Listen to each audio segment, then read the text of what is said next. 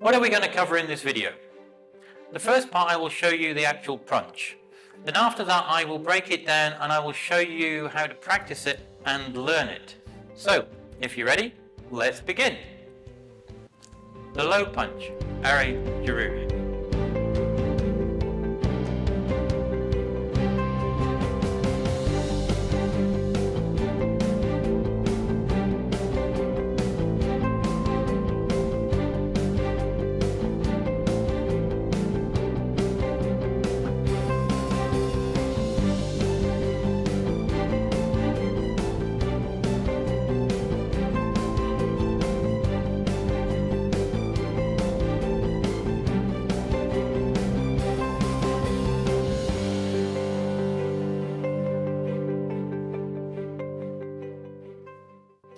How to learn and practice the low punch. We need to break it down into sections. And the part one is where we'll go over and explain the twisting mechanism of the wrists and the actual arms. Part two then is that we'll then understand the movement and the reaction of the arms themselves. Part three is where we then explain when the move is finished, where everything should be positioned at the end of the move. At the same time with that, we'll go over the tension at the end of the actual move and the Ki Hap as well. And then part four, we'll put it all together. So, if you're ready, let's begin. So, I'm just standing now in the ready stance, the chumbi position. Nice and relaxed. We now need to put our hands into the center. And all I want to do now, we've got our hands in the center, close together, and all we're going to be doing now is the same again. We're going to be pulling back. This is our center line here. The center line is the center of our nose. So we just want our fist held out to the front in the center, and all we're going to be doing this time is we're pulling back with the left hand, and it comes back, same again, as it twists back, it comes back onto the hip. As before, making sure the elbow is not up and out, it's kept tight. And we're coming up straight. When we come back through, we're coming straight. And as we finish the move, that is when the wrist and the knuckles are twisting back over and finishing. Then we come, same again with the left hand side again. We're going to come down. We're pulling it down. As it's getting to the very end, at the very end it finishes twisting on the hip, palm facing up. And then we come back through, it comes back through the straight line. Straight to the center, and as it comes back and finishes, it twists over. Let's try the right hand. So the right hand comes back, same again, we're going to keep our elbow down. It's coming back through. As it's twisting back over, and when it comes to the hip, it finishes on the hip with the palm facing upwards. Then we put it back to the center again. When we're putting it back to the center, it's coming same again, straight through this straight line. It's coming through this straight line, straight, and as it's getting to the end there, as it finishes in the center, and the wrist has turned over. A little bit quicker this time with the left, we come back, out. And then with the right hand, and all we're doing, as I said, we're just getting a feel of the actual movement and the twisting of the wrist and the arms as it goes through the motion itself. And that is part one. Part two. Now what we need to do, we need to put both arms together of how they're working at the same time. And the easiest way to do that to start with is put the left hand back on the hip and the right hand out in front. And all we're going to be doing is swapping them over so that the left hand comes to the front and the right hand comes back on the hip. And remembering at the same time that they're coming through straight, they're coming not out, they're coming with the elbows down past the body here when they come up. So, and as it's coming up and twisting, we're swapping over and we're pulling back the same. And same again on this side, keeping the elbow down, is coming back through this straight line, straight back onto the hip, and as it finishes, the palm is facing upwards. And we're just swapping them over, and gradually you get quicker and quicker until it's comfortable, like so.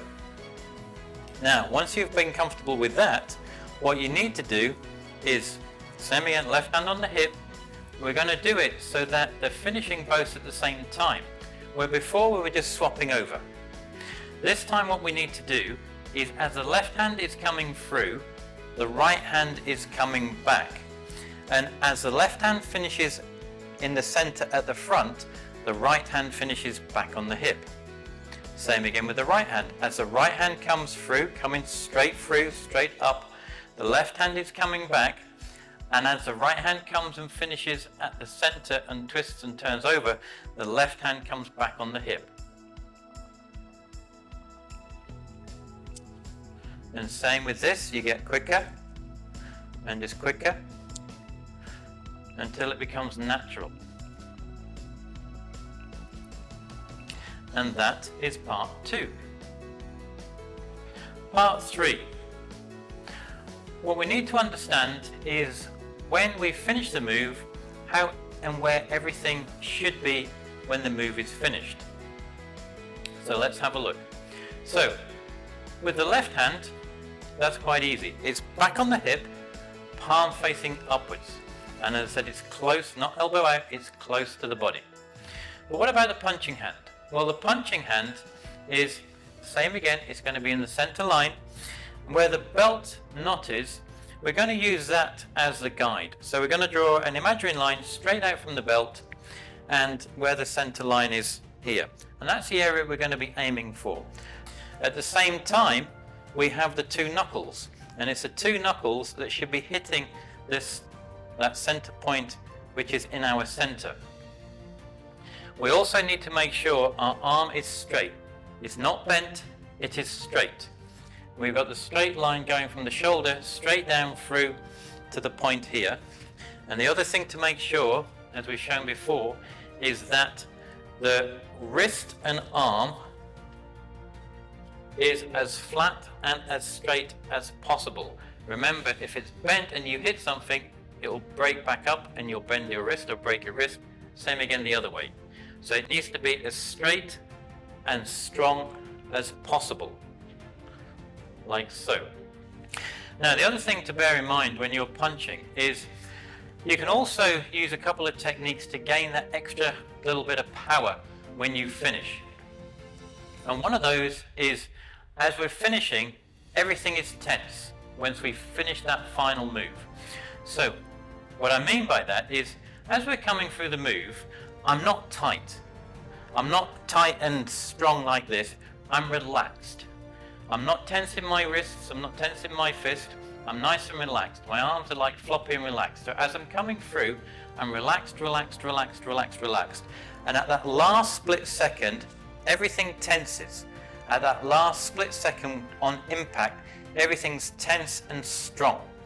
So relax, relax, relax, relax, relax, relax. Just as it's hitting here, everything turns and tenses. Right at that last split second. Now that's one way to do it. The other way at the same time, as we've spoken about before, and there's links to videos of how you Ki Hap, you can Ki Hap. And this is where you're bringing all that energy, all your Chi, from just below the abdomen here, it comes up and out. At the same time you're tensing, finishing that move, you Ki Hap. And that will also give you that extra little bit of power to finish that destructive front punch. So let me show you. So we're coming up and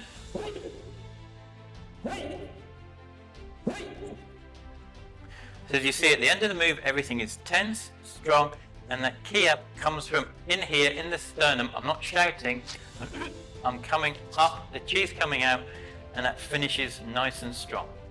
So that's the other thing you can utilize and use and practice when you're finishing the actual front punch, so that it's strong and has a destructive force. Now, with the low block, what we also need to do is we need to understand the area that we're punching with. So we've just understand the mechanics of the twisting of the wrists. We've also at the same time, we now understand the movement of the actual hands, and we also understand the tensing and the Ki Hap at the end of the move. What we now need to do is slightly change the area that we're going to be aiming at. And with the low block, the area that we're going to be aiming at is from the belt downwards to the floor. So when we're practicing this, what we need to do is we need to practice aiming at a slightly different target. And when you're practicing it, the target that you want to be aiming at, same again, it's going to be in the center line. Where the belt knot is, we're going to use that as the guide. So we're going to draw an imaginary line straight out from the belt and where the center line is here. And that's the area we're going to be aiming for. So as before, we take our left hand and right hand out to the front. And I'm going to put my left hand and it's going to go to this point in the center there where my center and belt knot is, imaginary line straight out and back on the hip. And same again, we swap over.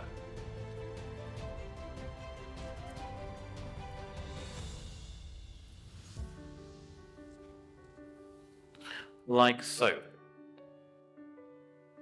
Now what we need to do is put that all together. So left hand on the hip, right hand out in front.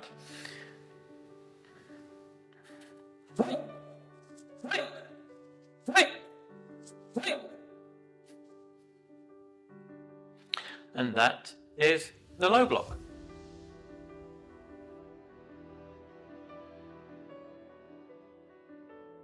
This is just a little tip for you. One thing to remember is when you're actually practicing this punch, and it doesn't matter whether it's a front punch or a side punch, or low, middle or high, is when you're actually doing these combinational drills, is to make the drill, the combination, as real as possible in your own mind. For example, if you're doing a punching drill, and try to imagine that opponent coming towards you. So when you are punching, you're punching with all that force and effort to actually stop that person coming towards you. Because if you did that, if unfortunately you find yourself in a situation where you actually had to use it because you've been practicing that way, then you've got a much better chance of stopping that attack coming towards you. So this is just a little thing to remember, is when you are practicing, try to make it as real as possible in your own mind. Now you have an idea of the Taekwondo punch. All you need to do now is go and practice it so you can build your own strong foundation. Below is a link in the bottom left hand corner here, somewhere around here, and that's for the next Taekwondo videos on punching. So you can go and learn and practice the actual punches themselves. As always, until the next time, Gamsa Henida.